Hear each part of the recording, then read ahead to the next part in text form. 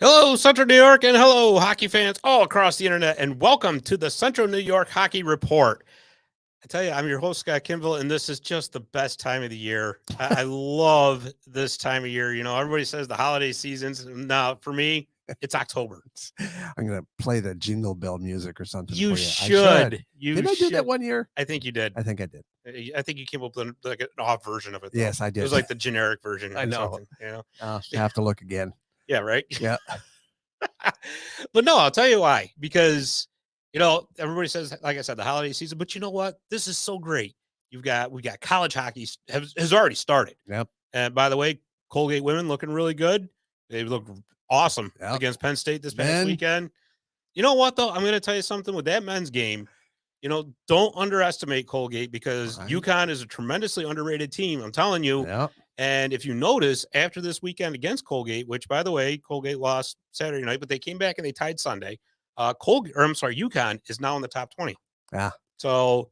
Because they beat Colgate. Right. Well, but I'm telling you. So, you know, but anyways, Syracuse women, you know, they had a little bit of a rough weekend, but they're 2-2 now. So, hey, it's all looking good. It's all good. Yeah. But you know what?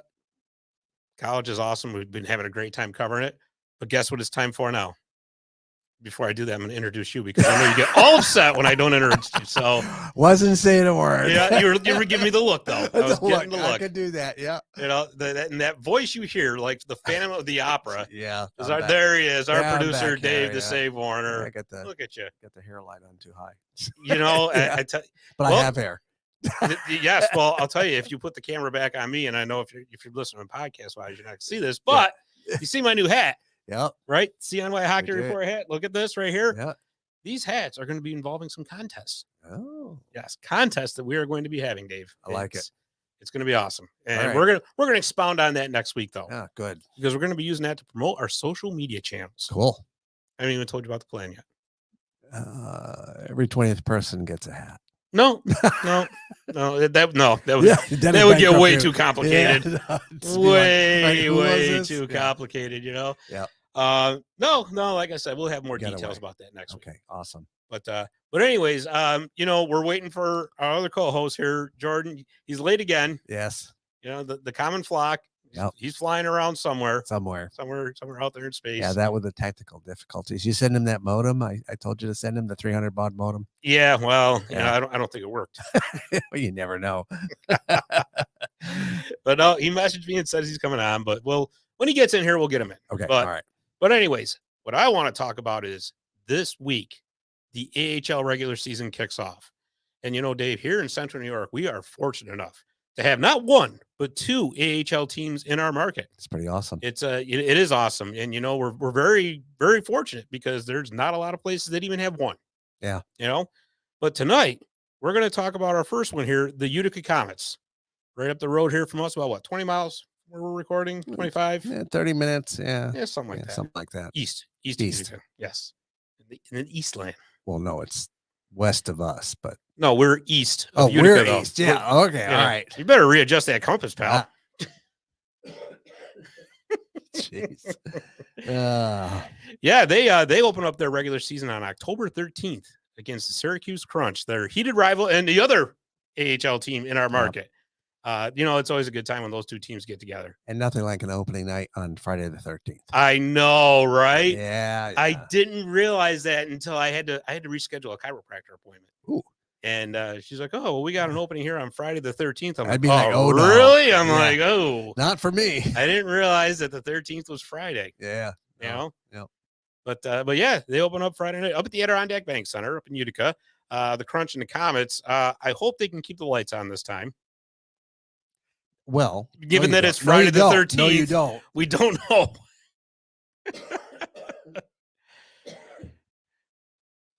What? I tell you, there must be something in the air. Dave is so excited he started coughing. No, it's unreal. No. It's unreal. But anyways, before we get into that particular game, the upcoming season, I want to take a look at what the Comets did last year real quick. We're not going to spend a lot of time on this. But last season, 2022-23, their overall record was 35, 27, 6-4 for 80 points. That put them at fourth place in the North Division. Now, you can look at me and say, well, yeah, fourth place. Jesus. It's like, well, For one thing, that got them into the playoffs.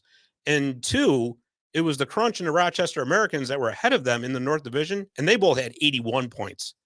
So that's telling you just how tight that division was. And, and Jordy's trying to come in here. Is. Let me see if it's working. Hold on a second. Oh, there he is.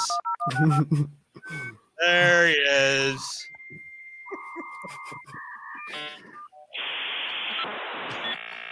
Oh boy, time with you. All right. Oh boy. You know how much time I spent on that, Jordy? A while. Yeah, are you old enough to know what that is? Yeah. Okay. All right. We had joked about it before you came on here. 300 bucks. Oh boy. Well, Jordan Brockway, our other co-host, is now in the game here. Jordan, I was just telling the audience here about how the Comets are getting ready to start their regular season October 13th against the Crunch at home at the Adirondack Bank Center. And I just started to touch on last season real quick. I was just telling everybody last season, 2022-23, they had an overall record of 35-27, 6-4 for 80 points, which was fourth in the North Division, but they were only 1 point out of second place because both the Crunch and the Amerks, who were ahead of them, finishing second and third respectively, each had 81 points. Yeah, that was a rough end. It was, but you know what? They still made it to the playoffs. And in those playoffs, they actually looked very good against Laval in that first round. That was a best of three. They swept the Rocket, actually, 2-0. And then they met the Toronto Marlies in the semifinals. Toronto finished first place in the division last season, pretty dominant throughout the regular season. And they downed the Comets 3-1.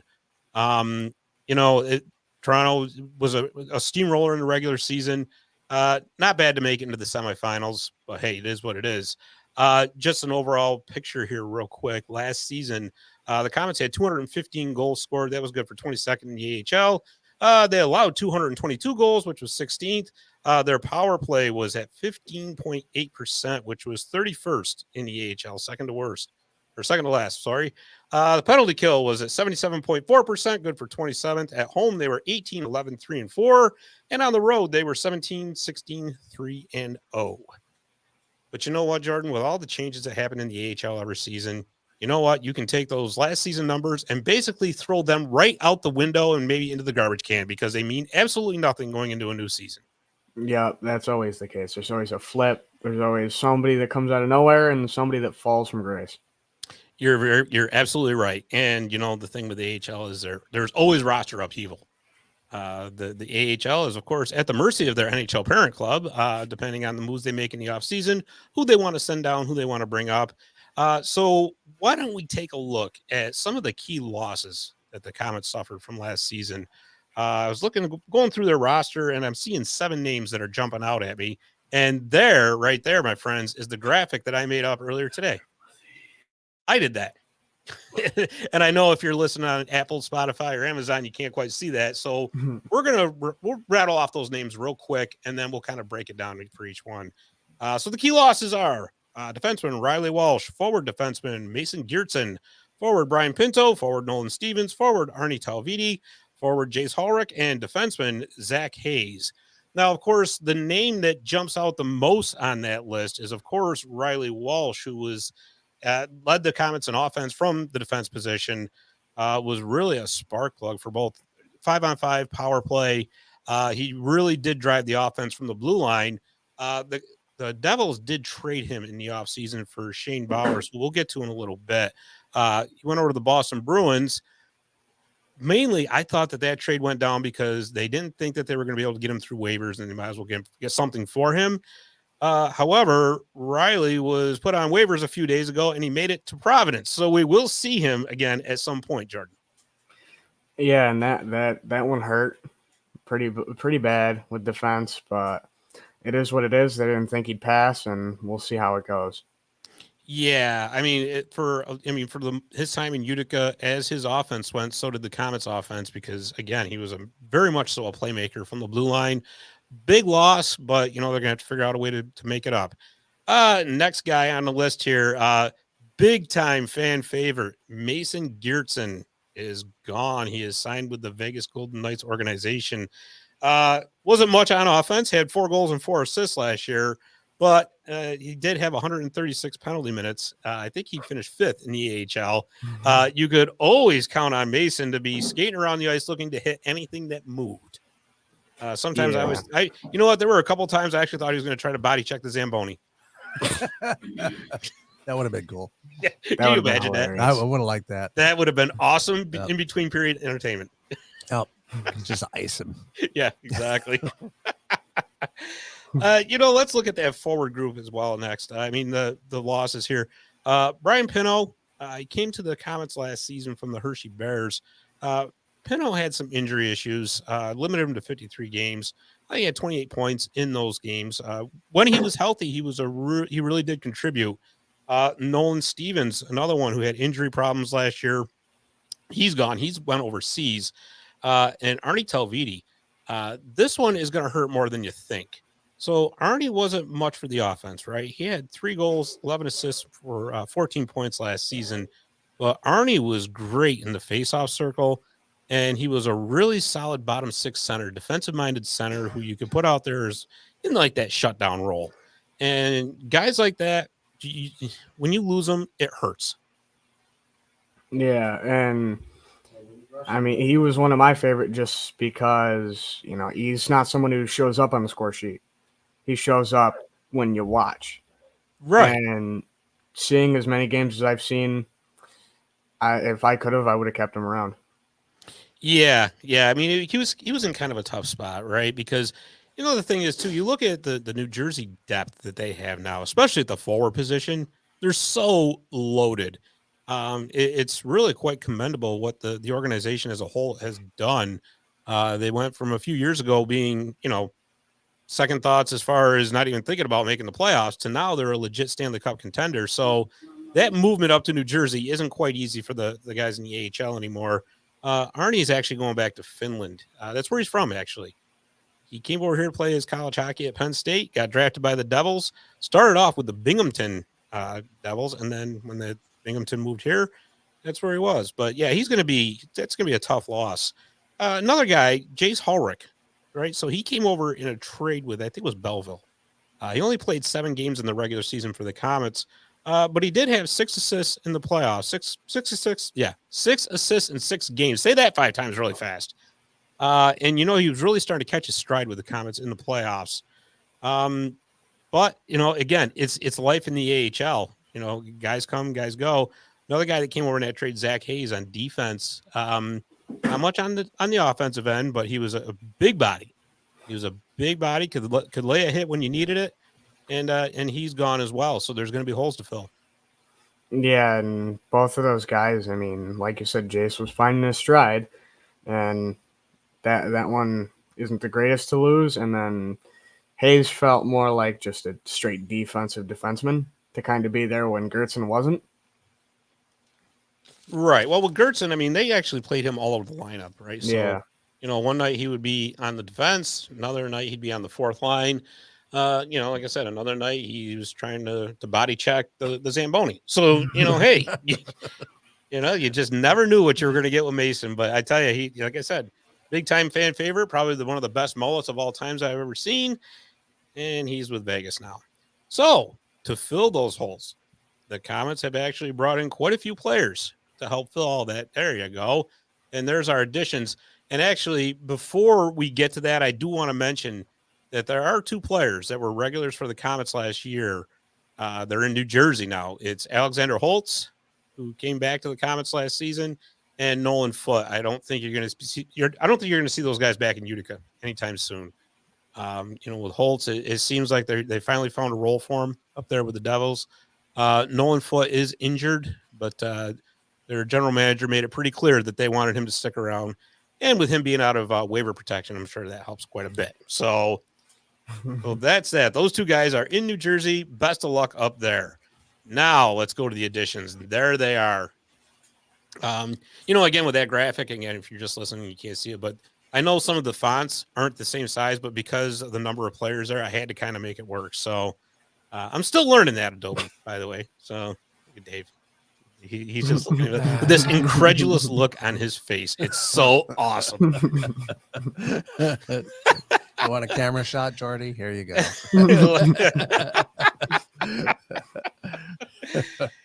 Oh man.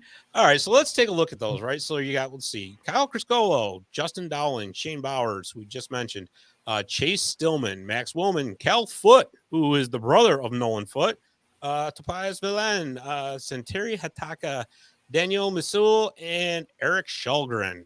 So let's break that down, Jordy. Who do you want to talk about first? I mean, we can start with Shulgren. we can start with Criscolo, I guess. Okay. So last year he was with Grand Rapids and San Jose of the AHL out there in the Western Conference. He had 60 games played, 17 goals, 12 assists, 29 points. A solid player, right? A solid player. He's not going to give you a ton of flash on offense, but in doing a little research on him, it doesn't seem like he's a guy that's going to hurt you either. Yeah, he seems like he can do a little bit of most things. He is a smaller forward at 5'9", 174, but right now that size doesn't worry me. Right. No, not at all. Not especially in this day and age with the game the way it's going right now. You know, it used to be that if you were a smaller player like that, you had better be extraordinarily fast or, you know, something like that to survive. And it's not that way anymore. The game has definitely shifted towards a speed skill type of thing, which has really opened the door for a lot of players. And it's a good thing to see.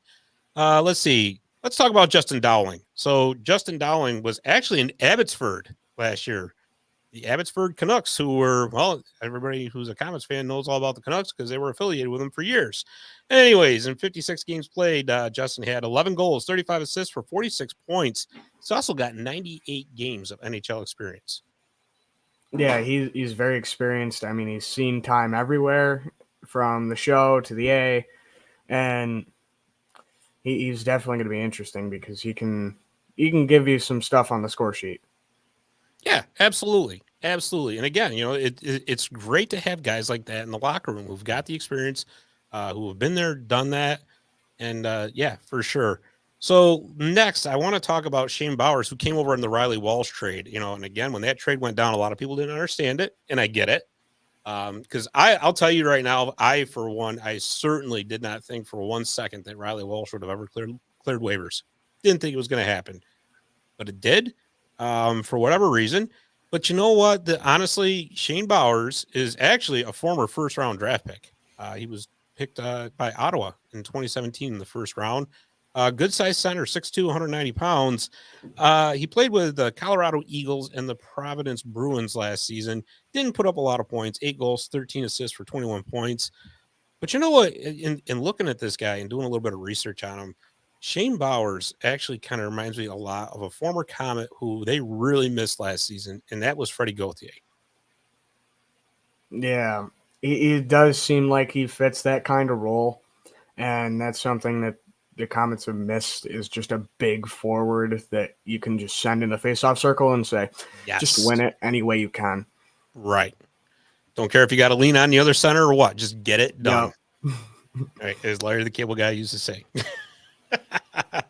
Another one that the Comets fans should be pretty excited to see coming in here is Chase Stillman. He's another first-round pick. That was a New Jersey draft pick in 2021. I think they had 3 picks that year in the first round. Stillman was picked 29th overall, coming out of Peterborough of the Ontario Hockey League. I believe they won the Memorial Cup last year, if I'm not mistaken. Anyways, another kid who's got some good size. 59 games played last season, 19 goals, 29 assists, 48 points, and if you like the rough stuff, 77 penalty minutes. You know who he kind of reminds me of is a younger version of Nolan Foote. Yeah, I can see that. I mean, he does bring a very scrappy kind of mentality. I mean, there's the video out there of the fight he had in playoffs last year. If he shows up and he plays with that mentality, I'm not worried. Yeah. Well, listen, you got to replace that physicality with Mason Gertzen gone, right? Yeah, you got to find some way. Yeah, exactly. Who's going to check the Zamboni? All right, I'll stop with that. I'm kind of going to the well too often with that. You are. All right. You got to remind me. You got to slow me down. Oh, okay. You know, that's your job now. You could use a 5'9" guy to Yeah. Back to There you Zamboni. go. Yeah. See? Yeah. Wop. Or you. Or, and by the way, since we're talking about additions, you know what I'd like to see, Jordy? I would love to see Dave apply to be the e-bug one night. Yes. I want to see that. Do you know what the e-bug is? I don't. Yeah. So the e-bug is the emergency goaltender. Oh. So if a goaltender gets hurt and then the backup goes and the backup gets hurt, Yeah. the team needs a goal. They can pull somebody out of the crowd. I showed you that. Did I send you that video? That's what today? I mean. Yes. Yeah. That's Of what me out there skating on the ice with a camera. That's what I'm talking about. It was fake. It would be amazing. Yeah, I would. Dave the Save, the e-bug. That's it. I could do that. You would go viral. Yeah, go viral. Be dead in 3 seconds. Well, hey, but I tell you though, everybody remember it. Yeah, For they sure. would. What? There was a puck. There's one by me. What? Oh boy. And now that I just got us all distracted, finishing up with the new forwards is Max Willman. Max is coming into the Comets from Lehigh Valley, the Phantoms. Last season, 54 games played, 9 goals, 14 assists, 23 points. He's also got 50 games of NHL experience with the Philadelphia Flyers. Another good depth piece. Yeah, and he was brought in very late, and it's likely mostly, like you said, a depth move. And, I mean, even with him, the Comets are still kind of shallow on depth. I mean, as of like an hour ago, they called up Philip Angaras again. So we'll see how shallow it is opening night. Yeah, absolutely. And we got a few more additions to go through here, and then we're going to look at the team as a whole, and we're going to see how all of this fits together. It's like the gigantic hockey jigsaw puzzle. I'm still trying to figure how you're shallow on depth. Yeah, that's like an oxymoron. Well, we're talking about morons. You came to the right spot here because we're Oh my God! Now he's hitting the wrong buttons. Now he's all frazzled. He's done now. Forget it. You know what it was, Jordy? We mentioned e-bug. Yeah. Now he's off his game. Now I got that in my head. Yeah. Now he's not gonna be able to sleep tonight. Thinking, trying to figure out. I might get a chance someday. I was trying to figure out how to get that skating shot I sent you. Yeah. Well, Yeah. I want the e-bug shot. Yeah. So the Comets have also brought in some more defense help. First up, Cal Foote, the brother of Nolan Foote, the older brother, actually. Last season, Cal actually spent a lot of time in the NHL between the Tampa Bay Lightning and the Nashville Predators. He played 50 games up there, had 7 points, 63 penalty minutes. He should be very familiar to Comets fans, as Cal actually played 5 seasons for the Crunch as well. One of the rare players that has played for both the Comets and the Crunch. Yeah, that's definitely a big veteran addition. Yes. And a lot of it is here to not only be depth, but be a mentor to some of these young guys. Yeah, absolutely. Absolutely. And, that's what you really, because the AHL and the HL will tell you this, they are all about development. That's what they're there for. They're not there to necessarily win the Calder Cup. They're there to develop prospects. And when you got the veteran players around like that, that can teach them not only on the ice, but off the ice, how to be a pro. That's huge to have guys like that around. Next up on the list is Tobias Belen. He's a 5th-round pick of the New Jersey Devils in 2021. He's 20 years old, played 4 seasons over in Europe, came over briefly last season in the playoffs for the Comets. I think he played a couple games. But they're expecting big things out of him this season, Jordy. Yeah, let's hope his first few games this season aren't as bad as his first few games last season, because I still remember exactly where I was sitting when he gave away the puck in the first playoff game that led to a goal, and I still remember exactly what I said and what I did right after he did it. Does Dave need to censor anything? Nope. I remember doing Surrender Cobra. I had my head in my hands, and I'm just going, why? Oh, boy. All right. Well, next up on the list then is, and I hope I'm saying this right, Santeri Hitaka. He came over actually in the Timo Meier trade, was part of that whole package. He was injured for most of last year. He only played 8 games. That was with the San Jose Barracuda of the AHL. No goals, 2 assists, 2 points. So we really don't know much about him, to be perfectly honest with you. Obviously, he's going to get a shot with the Comets this year. See what he can do. Or he's going to be freezing his balls off because San Jose to here. Well, not so much now, but maybe in a month. Give it a couple weeks. Yeah. Another one that we don't know too much about is, and I hope I'm saying this one right too. This is going to be some definitely some pronunciation challenges in the beginning of the season. Janelle Mitchell. There it is. There it is. There it is. Dave did it. Yeah. There it is. You know, that's how it's got to be pronounced from every show. You do something to surprise me, and there it is. Yeah, he played in the KHL for the past, I think it was like 3-4 seasons. Last season, 59 games played, 7 assists, no goals. Again, we don't know a lot about him. Looks like he's a pretty sizable guy, 6'3", about 180 pounds. So, I mean, being young, he's obviously still going to grow into that frame. So, again, give him some playing time, see what happens. He needs to put some meat on his bones if he's only 180 pounds. Yeah, but you know what? Yeah, but you know what, though? He's coming to Utica, and that's the right place because you're going to get like chicken riggies, greens, tomato pie. Yeah. Okay. You know, put on 50 pounds by the end of the season if he's not careful. He needs to be about 220. Holland Farms. 6'3", 220. Yeah. Yep. And last but not least, they brought in Eric Shalgren this offseason. Shalgren was in the Toronto organization, seems like forever. He split time last year between the Leafs and the Marlies. Yeah, Comets fans will know that name because he was pretty instrumental in beating the Comets in the Calder Cup playoffs last season. He was spectacular when they brought him in. He didn't play the first 2 games, I don't think it was. And then when Shalgren came in is when the tide turned, and that was that. Good move by New Jersey, though, to get some more goaltending depth in, because that's really been a problem for them for the past couple of seasons because nobody can seem to stay healthy. Yeah. I mean, and I'll be perfectly honest with you. I mean, when they put him on waivers, I thought for sure he was going to get claimed. So did I.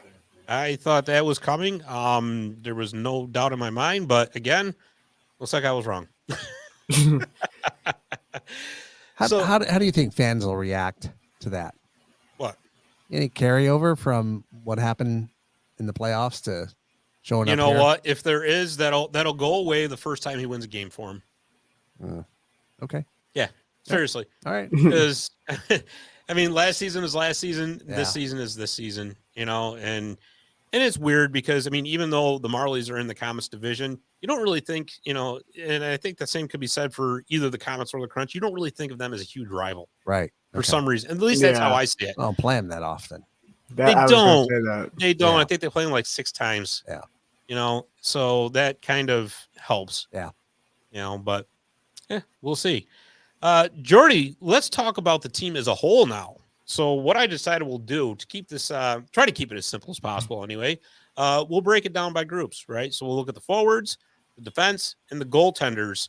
Let's get the big group out of the way here first. Let's take a look at the forwards. And there they are. That's what we know of. Actually, you said Philip Angaris has been called back up from the ECHL, which I was actually surprised he went down there to begin with. I already made that graphic, so he's not on there. Sorry, Philip. You missed the Scott Kinville graphic train. But for those who aren't watching, the list is Graham Clark, Joe Gambardella, Ryan Schmelzer, Xavier Perrant, Chase Stillman, Ryan Fitzgerald, Sammy LeBerge, Timur Ibragimov, Tice Thompson, Shane Bowers, Kyle Criscolo, who we've already mentioned, Max Bowman, and Justin Dowling. Jordy, what's your impressions of that group? I mean, I like it on the back end. It depends on who they put on the front end. That'll really bring out what I feel.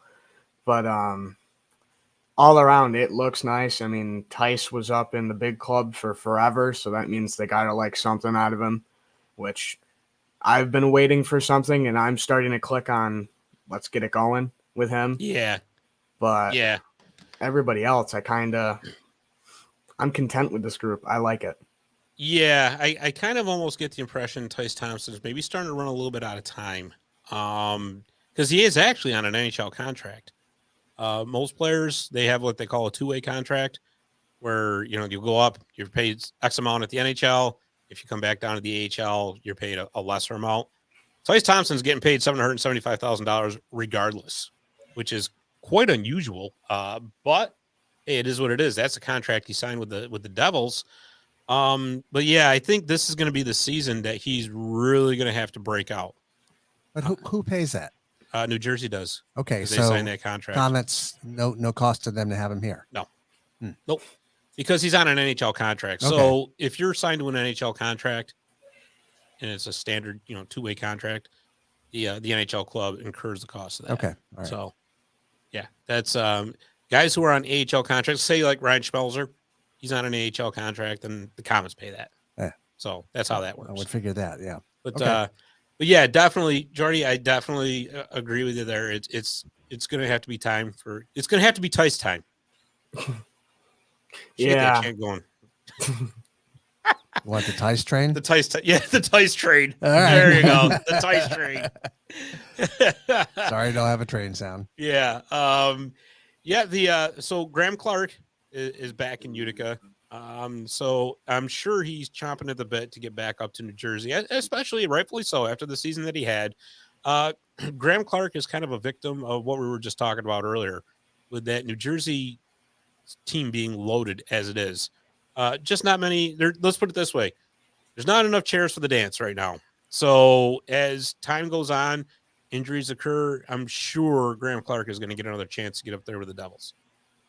Yeah, and Graham, like you said, he's one of the fringe players, but not because of his talent, just because of how much the big club has. And him going up, I mean, we saw it a little bit last year, so it's not going to be a huge surprise. So not that it's not hard to lose a guy up and down like he may do again, but I think the Comets will be a little more prepared for that than anybody else to go up and down. Yeah, definitely. Another player that I'm looking at, we already talked about Shane Bowers. Another guy that I'm looking at on that list who I think could actually really take a big step forward this year is Xavier Perrant. Yes. I really liked what he showed in the second half of the season with the Comets last season and into the playoffs. The solid play continued into the playoffs. And I think now that it's kind of thinned out in the forwards group for the Comets, as opposed to say a couple years ago when it was just stacked, right? He's going to get playing time. He's going to get a chance to show what he's got. And I really think that if it's going to happen, it's going to be this year that he breaks out. Yeah. And I'm 100% excited for that. I've seen good things from him from all the games I've seen of him playing. He looks really good. He's moving pretty well. And I can see him taking a step. He's definitely my pick for the next guy to take a huge leap.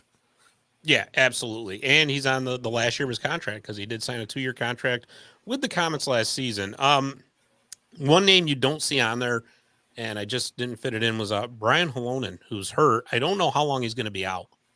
I know he got injured in training camp. Kind of mum's the word, right? So that's kind of how it always is with hockey. You just don't know.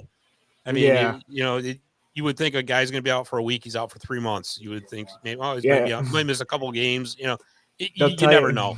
They'll tell you he's day to day, and he's actually month to month. Yeah, exactly. And if you think it's bad at the NHL level, try to get some info on the AHL level. Forget it, right? It's rough. There's just no way. I mean, you could be an insider on the team and you won't know. It's like national security. That's how close they guard it. Right? Yeah. But what do you think? Any other names on that list you want to see take another step this season? The only other person that, I mean, obviously Gambardell and Schmelzer, you know what you're going to get. Right. Teamer is the one that I think could surprise some people this year because I liked a lot of what I saw. There was these little flashes here and there that I'm like, he's like Xavier, where he's got those little things you see that you're going, I want to see that all the time. Right. And he plays with a little bite. Yeah. Yeah, and he's another one that came over in the Timo Meier trade. So there it is, folks. And again, like I said, I think Chase Stillman's going to get get a big time chance to show what he's got as well. So could be pretty exciting. Let's move on to the defenseman. I'll have Dave pull that graphic up. There it is. All right. We've already mentioned, pretty much half this group, but hey, we'll go through it again. Shimon Nemec, Robbie Russo, Cal Foote, Tobias Belen, Tyler Wotherspoon, Mike Vukovic, Santeri Hitaka, and Dave, just for you. No, I'll let you do it this time. No, I want to hear how you were going to pronounce it. Daniel Monsieur. Okay, all right. There. All See? right. I'm sure that's me trying to put a French pronunciation on. I don't know You if tried to put a little tone on it there, Monsieur. Monsieur. I like it. Monsieur too. Monsieur. It makes me sound sophisticated.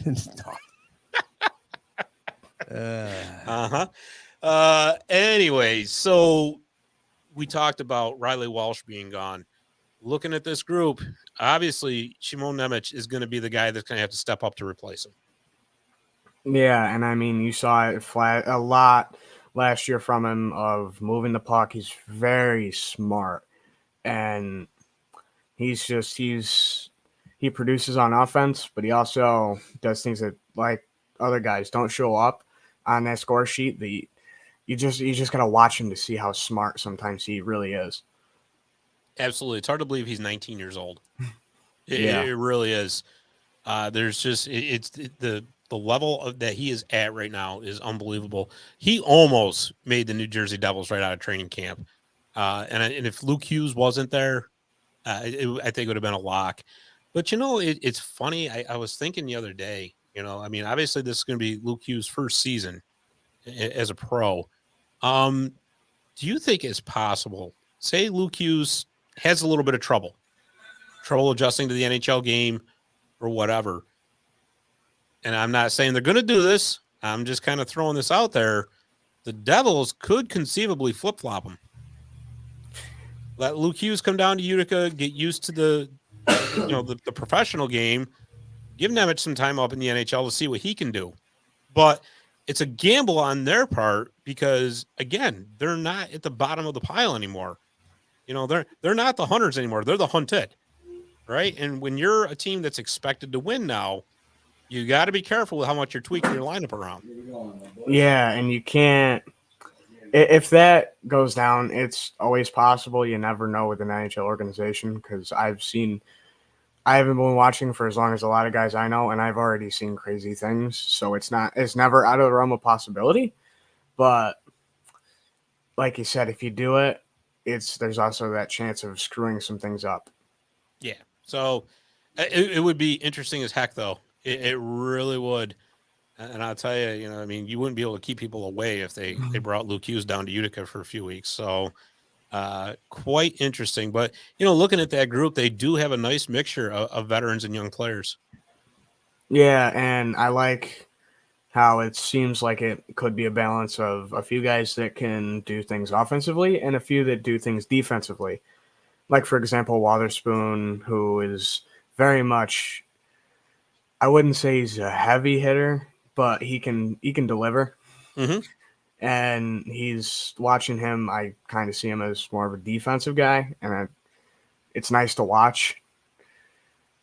And same with, well, Vukovic can drop the hammer. Yeah, yep. I was gonna say, and same with him. He's probably, now that Gertzy's gone, he's probably the heaviest hitter and the first guy I'm worrying about if there's a fight. Right. And then, of course, you got Cal Foote, who's just the same way, too. Yeah. Like I said, in Utica, you're quite familiar with him because this is not going to be his first appearance at the Adirondack Bank Center. That's for sure. Yep. And then I always love watching Robbie Russo. He can give you a little bit of everything. I love watching his game. Yeah, he can. He can. And you know what? He's really good out on the power play. Fantastic out there directing traffic from the point. So, like I said, great mixture here of, and you know what? They got a kind of a nice balance too of, a little bit of offensive minded guys, defensive minded guys. Again, it's going to have to be somebody that's got to step up. Maybe not quite the numbers that Riley Walsh had, but it's got to be close. And it's got to be that ability to drive the play. And I really, truly think that Nemec can do that.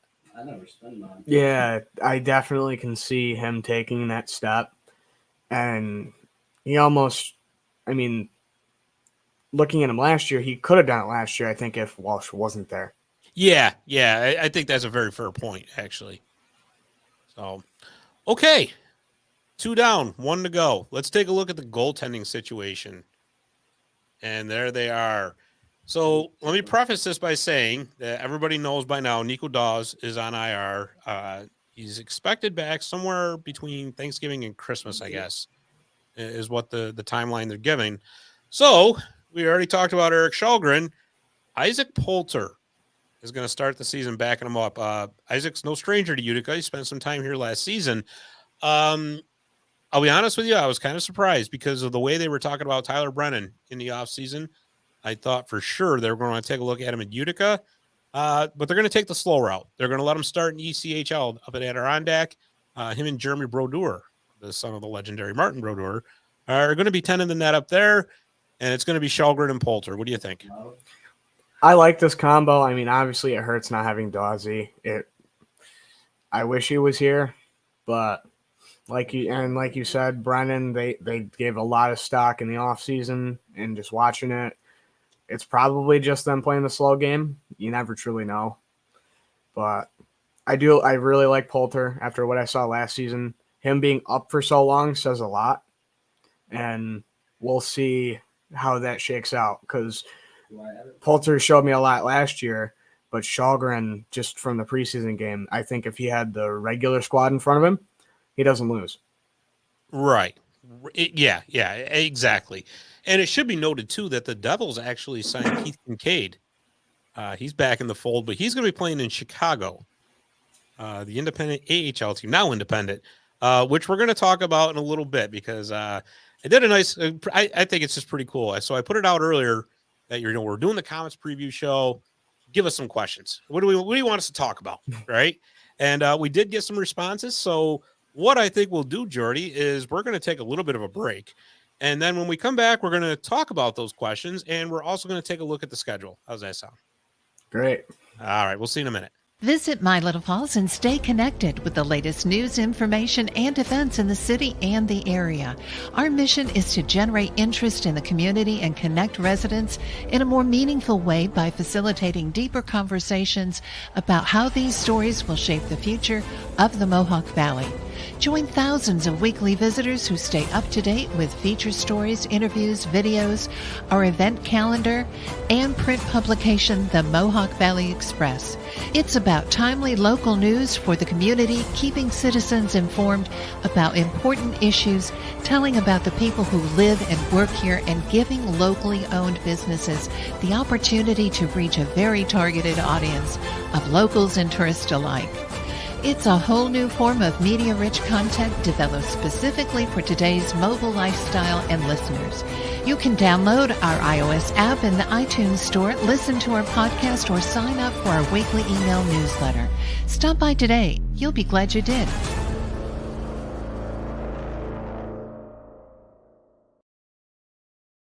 You know, Dave, I was thinking you ought to get a hold of the Comets and see if they want to use that for the music they come out to. That'd be a cool song for them. It would. Yeah. Pyro, smoke, and the Dave to Save My Little Falls music. I can do it. It'd be awesome. Yeah. Okay. Before we look at that schedule, I actually want to go over some of these comments because I thought they were pretty entertaining, actually. These are coming to us from the Utica Comets hardcore page on Facebook. So the first of all, we'll cover the Carolina or the Chicago one. Greg Ray says, when will the Carolina lack of affiliate fiasco come to a conclusion? He's pretty upset that Kachekov has been assigned to Syracuse, the goaltender. That's a really weird situation. So I don't know what's going on with Carolina and their minor league affiliates, because they lost their AHL affiliate and their ECHL affiliate. So now I guess they're sharing Norfolk in the ECHL with Winnipeg, and they really don't have an AHL affiliate. So they're kind of spreading their prospects all over the league. Chicago, who was their AHL affiliate, has gone completely independent and is basically just kind of taken on everybody's veterans, what have you, but they've actually got a pretty darn good roster. Again, we just mentioned, and I brought it up because of Kincaid, right? The Devils signed him. There's really no room in the Devils organization for him to get any playing time. But hey, here's Chicago. That's this independent team. Send him over there. So if it works out, I don't see the AHL doing anything about it. Yeah, and when this came out mid off season, first thing I did was text a friend of mine and go, okay, I'm going to research as much as I can on this. And seeing what I researched, I looked and I'm like, this is unprecedented. I didn't think anyone would do this. Yeah. But it could work. Yeah. I mean, you know what? There was a few back in the 90s. I remember when you had the American Hockey League and the International Hockey League going, two competing top level minor league leagues going. There were a couple independent teams back then, but I'll tell you, with the talent pool that's available around the world now, it could easily work. To be honest with you, I mean, I know it's not ideal, and it's very weird that there's 32 AHL teams, 32 NHL teams. One NHL team doesn't have an AHL affiliate, and one AHL team's independent. So a little strange, sure, but it's going to be quite interesting to see how it works out this year. Yeah, and like you said, there's a large prospect pool to pick from nowadays. I mean, the college hockey D1, D2, and D3 are pumping out the best athletes they've ever pumped out. Yeah, absolutely. And don't forget, you have professional leagues over in Europe now that are starting to approach AHL level quality. Yeah. I mean, they really are. The leagues in Sweden, Finland, Germany, the Swiss league, they're all becoming top notch. You got the KHL. So there is certainly talent from everywhere now to fill the rosters of these teams. So, hey, and I think there's like 32 ECHL teams too. So hockey's everywhere, and that's not a bad thing. Yeah. Another comment that I found quite interesting, Teresa Edwards says, first of all, she wants to know why they don't have a 10-game flex plan. Addressing that, I don't know. So I'm assuming it's got to do with capacity for the Adirondack Bank Center. It only holds just under 4,000 for hockey. I think there's still at 3,000 season tickets sold, I believe. So that's going to leave you about 1,000 tickets per game available. And then you got to consider in group tickets, because they have to block off certain sections for group sales. So I'm guessing maybe that's, and believe me, I don't know. I would actually, it'd be a really good question to ask somebody up at the Comets. But that's about the only thing I can think of, just spitballing an answer there. But the other part of her question, and I don't mind talking about this. We've talked about this before, and I do like to talk about it. Why don't they have a better schedule, play different teams more? For example, Syracuse and Rochester. Why can't they play Providence or Hershey more? Now, that's a very interesting question because they do play Syracuse 14 times, Rochester 12, just like last season. And the answer, quite simply, comes down to money. It's all about money. Yeah, certainly you'd love to see them play, like she said, teams Providence, Hershey, Hartford more often, right? Maybe you'd like to see them play somebody out of the Western Conference. But in all reality, the AHL does not provide their teams with a travel budget. We've heard this before when Jim Sorosi was on last year, the CEO of the Crunch. He said it. I believe Adam Pollock, when he was on from the Comets, vice president. Hartford's 3 hours, right? It's 3 hours. It is. It's not bad. I mean, hour and 15 minutes. Syracuse. Come on. But if you have to stay overnight, I mean, there's. Suck it up, kids. Go home at 3:00 in the morning. Jeez. But you got to remember, though. I mean, it's when they do that, it's not just a one and done. Right. When they go out to Hartford, now you're going to go to Providence. You're going to go to Springfield, Bridgeport potentially, right? So it's a trip. Yeah. So now you are talking about overnight. Yeah. So there, and those costs add up. Yeah. And it's weird because if you look at teams like Laval, and Laval always sticks out of my mind because they always end up playing like Texas somehow, right? They always end up going out west. Well, guess what Laval has that teams like the Comets and the Crunch don't have? A rich guy. NHL ownership. Yeah. Their NHL parent club owns that team. Yeah. So they've got, and I use Laval because Montreal's got money to burn. So, but it's Canadian money. You can burn it everywhere. Well, are they? It's, well, there goes our Canadian audience. So that will be sticking to the States. Now, I bet you most of Canada wants you to be the e-bug in the worst way right now. Yeah, I'll show them a little Marley. But yeah, so that's what it is, Teresa. It all comes down to money. And the flip side of it is, I mean, and here's the unfortunate part and the reality of it. If you want to see them playing teams, say like Grand Rapids, right? You're talking maybe a 6, 7, 8 hour bus ride. I'm not sure exactly what it is, but they're going to want to return the favor, right? So how are you going to pay for that? You either got to raise ticket prices, you got to raise concession prices, you got to raise something. And obviously you don't want to see that. So this is the economic reality of what you have. Yeah, and I saw some crazy. Is that Jeremy? Is that Jeremy back there? No, I don't know what's going on back there. But sounds like the little things. Yeah. I saw some crazy thing on Twitter that it was, I think it was like an AHL or an ECHL team to travel from West Coast to East Coast by bus, and it was some outrageous amount they calculated. I'm going, yeah, that's why they don't travel very far. Yeah, but that's the worst trip. Yeah. West to East Coast. Yeah. I mean, but going to Hartford or, Providence I want to see Hartford too so much because there's such a deep hatred here for Hartford. It's great. I still remember I almost got in a fight the first Hartford game I went to that was here. Yeah. It can be pretty intense. But it's so weird because Hartford's the Rangers AHL club, and you just see Ranger fans all over the place at night. Yeah. There's a few I could just never figure that out. It's like, man, I don't know. I mean, I guess it is what it is, but whatever. Anyways, so let's close this out by taking a quick look at the schedule. October, honestly, I mean, I know they're starting the 13th. They're not playing a lot of games. They're only playing 5 games. 2 at home, 3 on the road. So they open up at home on the 13th, and they're not home again until the 28th against Rochester. So don't expect to see a lot of Comets hockey at the Adirondack Bank Center for October. If you got plans, if you got something you got to travel to or whatever, make sure it's in October. If you don't want to miss any games at home. November, pretty even split. Home and away. December, got a lot of home games. They're only 4 games on the road. Let's see, looking at it, there's 7 games at home. Even split for January. Relatively even for February.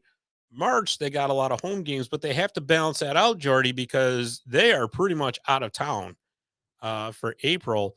The IIHF Women's World Championship is coming to Utica in April, which is exciting. Very exciting. There's going to be some excellent hockey being played there, but it means that the Comets have got to vacate because they're going to need the Adirondack Bank Center and they're going to need the Nexus Center. So it kind of reminds me, you being a Rangers fan, when the Rangers have to go on the road for like 2 to 3 weeks when the circus is in town. Seriously. I know. When Madison Square Garden gets taken over by elephants and all that, you can't necessarily have, ice there. So, although that could be interesting. It could be. Elephants on ice. Yeah. I'd love to see it. It sounds like a Broadway show. We did a Zamboni time machine once about a seal on you. I know. That? Yeah. They couldn't get it to move. I just, the burning chest thing is still my favorite. We'll have to revive that. Yeah. We got to. We do. But really, honestly, looking at the schedule, not a lot of changes from last season. One big one that I do notice, no Charlotte Checkers. Yeah, and one thing I picked out was it seems more balanced. There's not as much of an away stretch and then a home stretch and an away stretch and then a home stretch. And that's great, but I was hoping for a little bit more of heavy December because the UC men's team has 1 game in December at home, 1 away, and then they're gone for 3 weeks. Right. Yeah, it's actually, and you kind of forget about that, right? So they share the facility with the Utica Pioneers men's team. So that also plays into the schedule as well, as far as, when they're there and when they're not. So, but, I just, glancing at it real quick, it seems like there's more Sunday afternoon games, which is nice. I actually like those Sunday afternoon games. Even if they're in December, it gives a little break from football. Why not? And then once you get into January and all that, if your team's out of the playoffs, what do you care? And yeah. Or even before that, when the Rangers are scoring more points than the Cowboys. Yeah. That too. I love that. Too. Yeah. No, I didn't. Give me a break. Oh man. Where was it? I was looking at I think they actually play a morning game, and I'm A morning game. That'd be cool. I didn't write it down. I should have. I knew it, but I didn't. Let me just glance through here. Yes. April, when they're on the road, when they go to Bridgeport. So Tuesday, April 2nd, they're playing at 10:30 in the morning. Jeez. Can any of them get out of bed by then? Yeah, right.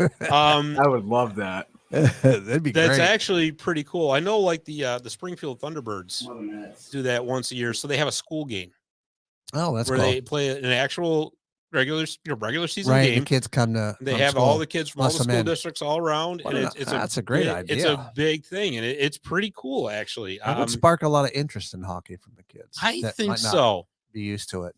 I think so, and I don't know how Bridgeport works it, but I know like with Springfield, they get their local businesses involved, to help donate money for the tickets or transportation to help the school out, whatever, or to Seems like something we should be doing here. You know what? That would actually be really awesome. That would be awesome. Yep. And you would think with the amount of times that the Crunch and the Comets play each other, they could actually do that for each other. That'd be very cool. If you think about it for a second, Yeah. right? I mean, that would be really neat, I think. But you heard it here first. Yeah. Yeah. It's I say we push for it. Yeah, why not? Yeah. Why not? What's the worst that's gonna happen? They're gonna say no, right? See, even those guys thought it was funny. Yeah, exactly. Hey, we push for worse. Yes. In Jordy's dorm over there. Or whatever. Yeah. What do you think, Jordy? Any other thoughts on the schedule? Not much else other than there's a lot less during the week and a lot more on the weekend, which is nice for me Yeah. because then I can get home and get situated and then hit a couple games and then come back. Nice. By the way, where are you? I'm in my Utica University dorm room. Nice. The only bad thing is I don't have my jersey to hang up behind me. Oh, well, now you got to get it away from Jeremy. Probably, yeah. You're right. All right. Well, I think that's going to about cover everything we got for our Comets preview show. I hope you enjoyed it. I know we sure as heck had a lot of fun doing it. Right there's that hat. Like I said, next week we're going to start having contests on our socials to win one of those high quality, high class hats. We've got our Syracuse Crunch preview show. We're going to be doing that tomorrow with a couple special guests, actually. But like I said, for now, hope you enjoyed the Comet show. So for Dave the Save Warner, for Jordan Brockway, I'm Scott Kinville. Thanks for listening, and we will see you next time on the Central New York Hockey Report.